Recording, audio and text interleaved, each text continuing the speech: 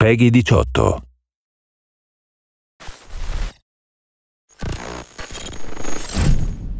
The Division 2 is a third-person cover-based shooter, and utilizing good cover movement and positioning will provide you with a tactical advantage over your enemies. Without cover, you will generally find yourself vulnerable to enemy fire, and it will put you at great risk when encountering threats in the game. In any case, you'll find a lot of cover out there in DC, which you'll be able to use to your advantage, keeping yourself out of the firing line. You can take refuge from enemy fire in many different places by pressing the cover button.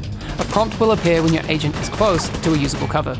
You can also swiftly move from one cover to another by aiming at a nearby destination and then pressing and holding the cover button. Keep this in mind if you're looking to close the gap on your enemies or take refuge in a better position. Don't forget to use sprint to find a better tactical position, and use vaulting over cover to either get out of the way of enemy fire or close the gap on your target. To aim, press and hold the aim button. You can then fire your weapon with the fire button. Aiming from behind cover will make you partially vulnerable, so keep an eye out for incoming hostile fire.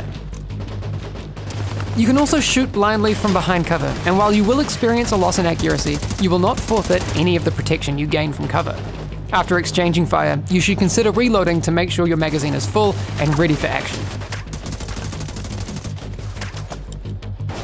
You can switch between your two main weapons after unlocking the perk that allows you to have a secondary weapon.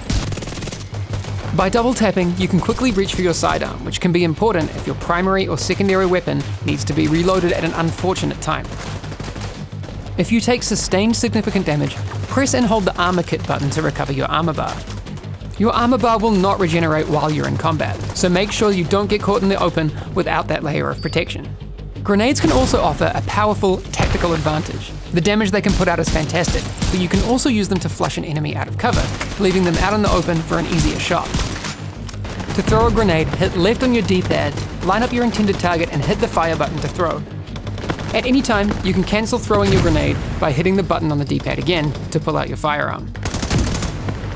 These basics will stand you in good stead with your first engagements in the Division 2, and will be vital to your success as an agent throughout the game.